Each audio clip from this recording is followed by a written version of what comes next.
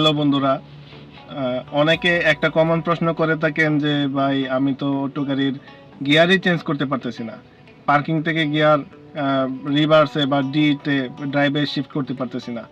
আজকের এই ভিডিওতে আমি দেখাবো কিভাবে অটো গাড়ির পার্কিং থেকে গিয়ার শিফট করতে হয়।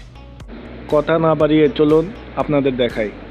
এখন আমার গাড়িটি পার্কিংয়ে আছে, পার্কিং থেকে রিভার্সে দিলাম, দেখেন তার ড্যাশবোর্ডে শো করছে। আপনি গিয়ার যেখানে রাখেন না কেন ড্যাশবোর্ডে তার শো করবে। এখন রিভার্স থেকে নিউট্রাল দিলাম, এই যে দেখেন নিউট্রালে কিন্তু ড্যাশবোর্ডে শো করছে। একটা জিনিস মনে রাখবেন, রিভার্স থেকে N+D ড্রাইভ পর্যন্ত খুব সহজে গিয়ার শিফট করতে পারবেন, তো পার্কিং থেকে রিভার্স সহজে শিফট করতে পারবেন না। সেটা সহজে করতে গেলে ব্রেকে ফুল চাপ দিয়ে এই বাটনে পুশ করতে হবে, তা না হলে আপনি যতই চাপাচাপি টানাটানি করেন কোনো কাজে আসবে না। এই বাটনটাকে চাপ দিয়ে পার্কিং থেকে রিভার্সে শিফট করতে পারবেন, আবার রিভার্স থেকে পার্কিংও শিফট করতে পারবেন। তবে গিয়ার লিভারের বাটন পুশ না করে পার্কিং থেকে আপনি গিয়ার শিফট করতে পারবেন না। আশা করি বুঝতে পেরেছেন। বন্ধুরা, ভিডিওটি ভালো লাগলে লাইক, কমেন্ট এবং আমার চ্যানেলটি ফলো করবেন।